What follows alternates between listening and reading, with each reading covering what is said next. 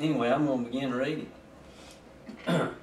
Many of the taxpayers of Fannin County over the past few months have read the newspaper articles as well as attended boards of commissioners meetings where the Board of Assessors has been discussed. Many questions may still exist about the Performance Review Board report, the Board of Assessors action plan and reevaluation plan, and recent actions taken by the Board of Commissioners. The Board of Tax Assessors believes it is important that all taxpayers have the opportunity to learn more about what has transpired directly from the Board of Tax Assessors rather than having to rely only on possibly one-sided, planned, or politically motivated discussions that have been presented in many forms during the past few months. Several months ago, the Board of Commissioners voted to conduct a performance review of the Assessor's Office through the Georgia Department of Revenue, based on the lower than acceptable digested property values for Fannin County. The review was conducted in December prior to Christmas, and the report was published in March of this year. The Board of Tax Assessors felt this review would be an objective method for identifying improvements for its operations. The review revealed many opportunities to improve areas in the office, provided several recommendations for the Board of Tax Assessors, and presented methods to ensure the Assessor's Office meets the Department of Revenue requirements and produces a property digest that is at an acceptable level and uniform. At the recent Board of Commissioners meeting on April 22nd, the chairman of the Board of Commissioners read through portions of the Board of Tax Assessors action plan that was developed to address each point or recommendation made by the Performance Review Board. However, the chairman read only the summary of the recommendation that was included in each point of the plan, but avoided reading any action that the Board of Tax Assessors had taken or intends to take to address a corresponding recommendation. It appears to be no accident that not once did the chairman read the action to address any of the 39 points. Neither of the other two commissioners was concerned by this misrepresentation of the plan either. This appeared to be an attempt to represent the Performance Review Board report, but hide the fact that the Board of Tax Assessors worked hard to provide the Board of Commissioners with the action plan and revaluation plan. While a number of the review recommendations have already been addressed, there was no mention of this during that meeting. There was a question by someone in the audience at the Board of Commissioners meeting as to why the Board of Tax Assessors did not attend. The Board of Tax Assessors had made every effort to attend any Board of Commissioner meeting where there was a discussion about the Board of Tax Assessors included in the Board of Commissioners agenda. Neither the Board of Tax Assessors nor its action plan was listed as a topic on the agenda. The discussion was hidden within the Board of Commissioners commentary period, thus hiding the fact it would be discussed. The Board of Tax Assessors believed that in providing the action plan and reevaluation plan as requested by the Board of Commissioners, it had made a good faith effort to inform them as well as include them in the solution while continuing to act on the plan's specifics. The Board of Commissioners asked for a plan and it was provided expeditiously. Several accusations were made during the Board of Commissioner commentary prior to the Board of Commissioners voting for removal of the entire Board of Tax Commissioners, as well as accusations made about individual employees of the Assessor's Office, of which some were included in the resolution asking for the resignation. The Board of Tax Assessors would like to address as many of these as possible. The Board of Tax Assessors would like to be able to say that it was surprised by the action of the Board of Commissioners asking for removal of the entire Board of Tax Assessors. However, it is not. The Board of Tax Assessors is disappointed by this action as it does nothing to resolve the issues at hand, and it minimizes the Board of Tax Assessors' good faith effort to produce the requested action plan and use it. In addition, several days before the resolution for removal of the Board of Tax Assessors, an individual spent quite a bit of time in the Assessor's Office explaining his desire to learn as much as he could before his inevitable appointment to the Board of Tax Assessors. Thus, the decision for Board of Tax Assessor removal appears to have already been made even before the Board of Commissioners meeting. On the surface, it appears that the Board of Commissioners never intended to allow the Board of Tax Assessors to have the opportunity to act on the plan they requested of the Board of Tax Assessors. This seems to be the only assumption that could be made based on their hasty vote for removal. Several times during recent Board of Commissioners meetings, votes have been taken or tabled that one might conclude were intended to limit the Board of Tax Assessor in its ability to manage the Assessor's office or provide the Board of Commissioner Chairman more influence within the Assessor's office. An effort by the Board of Commissioner Chairman to shorten the Board of Tax Assessor's term from 6 years to 3 years is one example. This was tabled when the two post-commissioners would not second the motion. The Board of Commissioners recently placed the Board of Tax Assessors and employees under the county personnel policies. The Board of Tax Assessors fully intends to abide by these policies to the extent that they do not conflict with the Board of Tax Assessors' rights and duties afforded it by state statute. Another instance, in 2013, the Chairman of the Board of Commissioners unilaterally raised one employee's salary by $4 per hour without consulting with the Board of Tax Assessors. Additionally, for 2014, a provision was made for the Assessor's Office budget for an across-the-board cost of living raise, but was removed by the Board of Commissioners in the budgeting process. Subsequently, the Board of Commissioners voted to give the county employees a 2.5% raise, but it was not given to the Assessor's Office employees, even though it was voted on in a previous Board of Commissioners meeting. Questions were raised during the Board of Commissioners meeting by the post-commissioners, but no answer was provided as to why one department did not get the raise when the others did get it. During and after the Board of Commissioners meeting, when the entire Performance Review Board report was read, members of the Board of Commissioners asked many questions of the Board of Tax Assessors and also asked the Board of Tax Assessors to provide an action plan by the next Board of Commissioners meeting.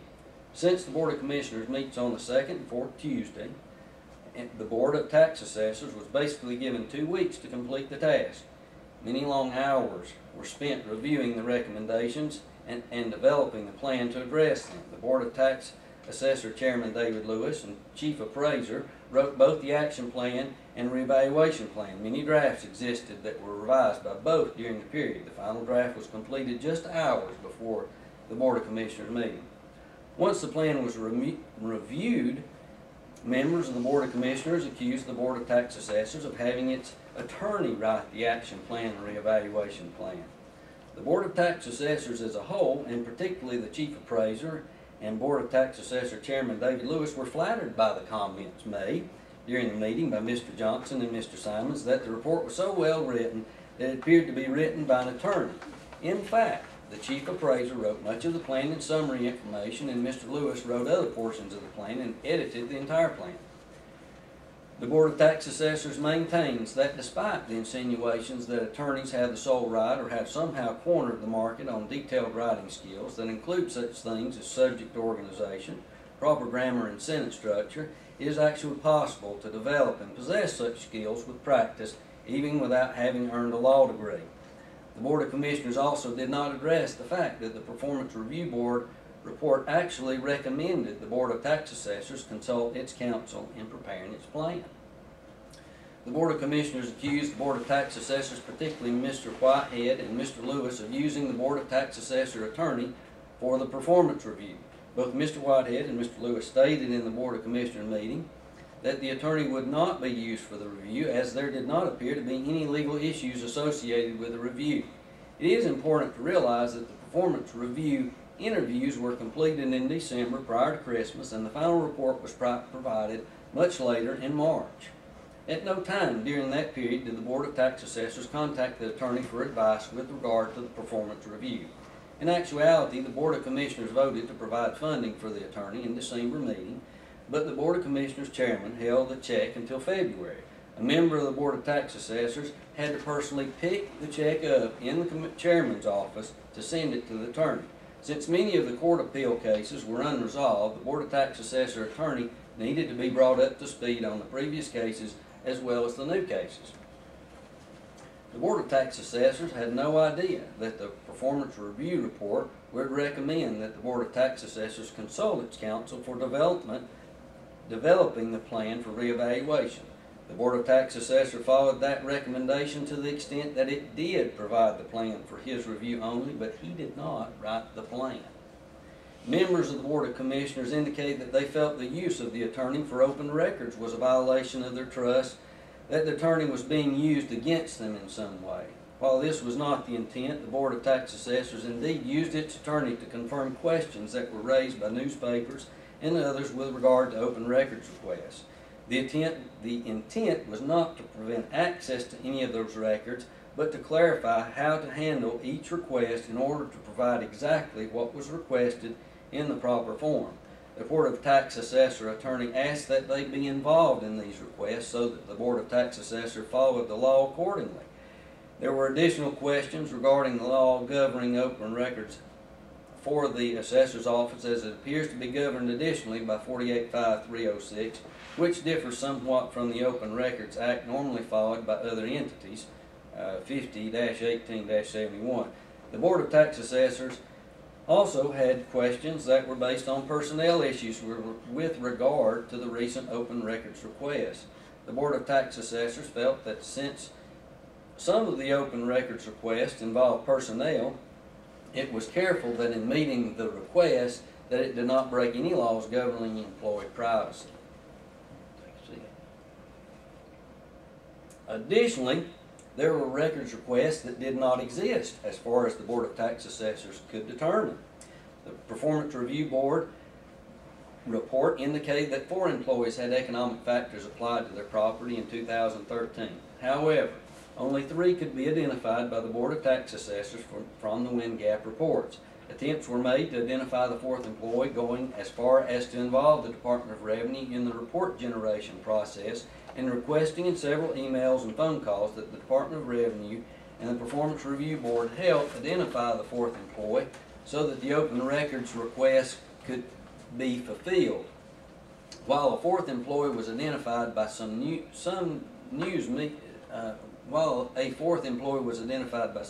media, no one at the DOR has confirmed the identity. The Board of Commissioners' resolution for removal indicated that the Board of Tax Assessors has done nothing to resolve issues raised by the performance review with regard to employees' properties having economic or functional obsolescent factors that lowered the values. It also accused those employees of lowering their own values. The Board of Tax Assessors took the performance review recommendation seriously, that it should restore confidence in the property values of the Board of Tax Assessors and its employees. The Board of Tax Assessors immediately began investigating this issue, pulling reports that include the names of all individuals who had factors applied. The Board of Tax Assessors identified 3 employees in the 2013 digest, but was unable to identify the 4th employee referred to in the Performance Review Board report. The Board of Tax Assessors requested that the Department of Revenue identify this 4th person through various emails and phone conversations. The Chief Appraiser had the Department of Revenue employee run the report with her to ensure it was being done properly, but this also did not reveal the 4th employee. Some of the media outlets identified the 4th employee, but the property in question did not have an economic or functional obsolescence value applied, and the evidence they provided was for the 2014 digest that is actually a work in process, has not yet been approved by the Board of Tax Assessors, and in effect does not exist until approved. The Board of Tax Assessors has investigated the properties of the 3 employees that were identified in the report to see if there appeared to be any breach of fiduciary responsibilities within the Assessor's Office. No evidence of this was found. The investigation revealed that many of the factor values found within the 63 instances described in the PRB report had been there since before the current Board of Tax Assessors was appointed. It also revealed that even though the factors did not have notes describing the reasons, there may have been one at the time of the valuation. Several properties that were listed on the list of 63 that were not employees also did not have notes, but were found to have legitimate reasons for a factor. The Board of Tax Assessors found that previous employees of the Board of Tax Assessors or previous members of the Board of Tax Assessors could have applied factors during their tenure that still exist on properties. Further investigation revealed that from the beginning, the appraisal software used in the Assessor's Office had very general logins and passwords that were not unique to past or present employees or previous Board of Tax Assessor members. Once this was brought to the attention of the Board of Tax Assessors, a username and password security policy was put in place to assure that any changes could be tracked by a time and date stamp and to the individual making the change. Additionally, the passwords are unique and only known to the employee. The methodology used for password reset allows the Chief Appraiser to help the employee reset the password, but the new password remains known only to the employee. Additionally, the district attorney was even invited to the assessor's office to discuss this issue when accusations were made by the Board of Commissioners chairman that there might be criminal activity within the office. The discussion included an explanation of the factors mentioned in the Performance Review Board report, as well as how they were used in the WinGap system. The district attorney was shown the way property values are calculated and how various factors are placed in the system in the login and password situation before and after policy change. The Board of Tax Assessors and Chief Appraiser have decided and placed in its plan that going forward all factors that would reduce or increase the value of the property, including those economical and functional factors, are to have notations made within the WinGap system as a reference to the reason for adding the factor. Even prior to the review, the Board of Tax Assessors recognized that factors were being used, and as properties were reevaluated, these were being removed if there was no justification.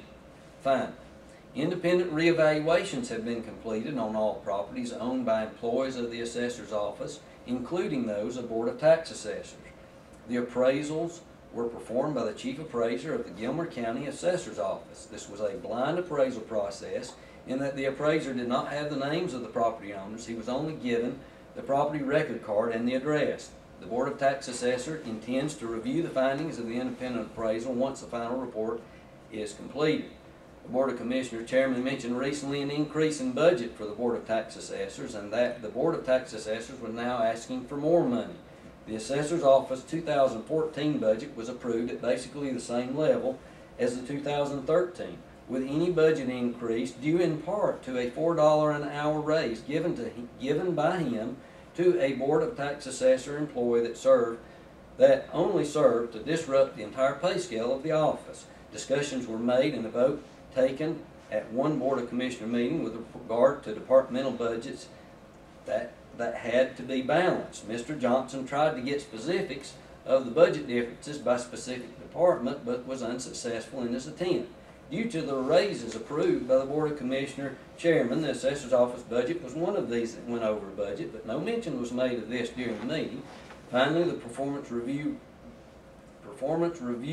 Board report recommended working with the County Governing Authority to use contractors to complete the reevaluation process in a shorter period of time.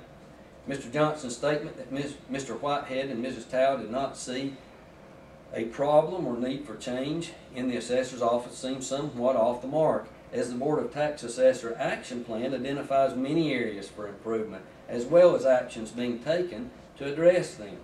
Members of the Board of Tax Assessors have made statements in the Board of Commissioners meetings agreeing that the report was objective and revealed the need for improvement in the Assessor's Office operations.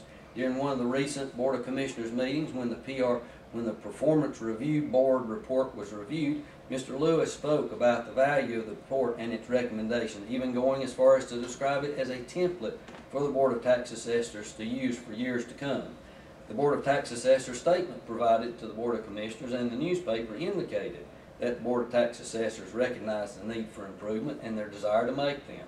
This has been documented more than a few times during interviews with local newspapers, as well as printed in articles that followed. The action plan and reevaluation plan, as well as the speed by which it was produced, indicate the seriousness with which the Board of Tax Assessors took the review recommendation.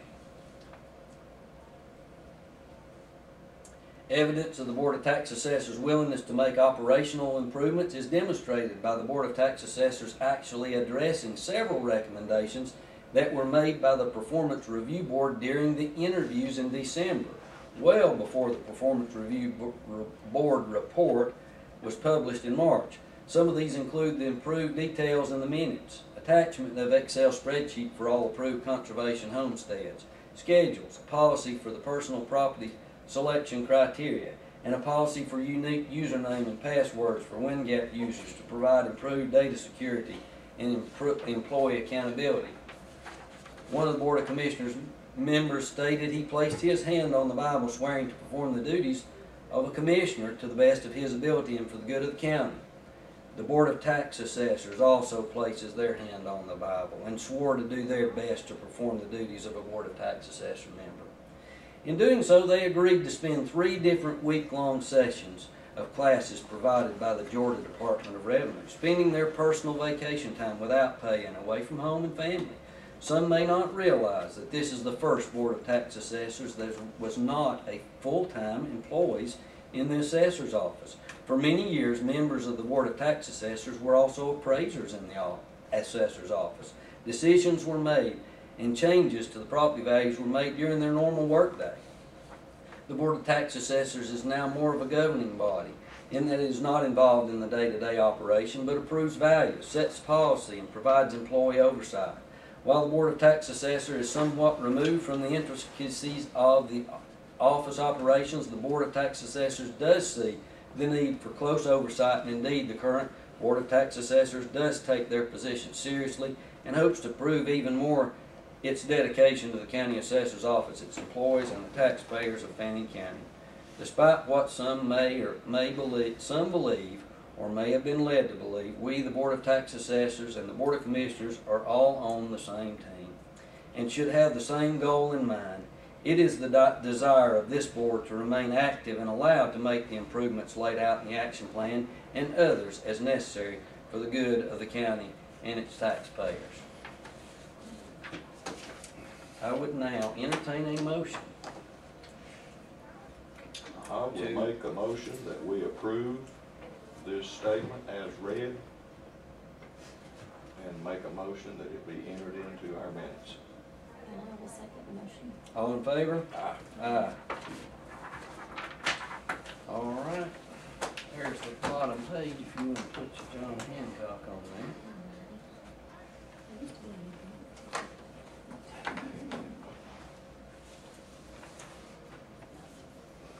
Thank you for the water.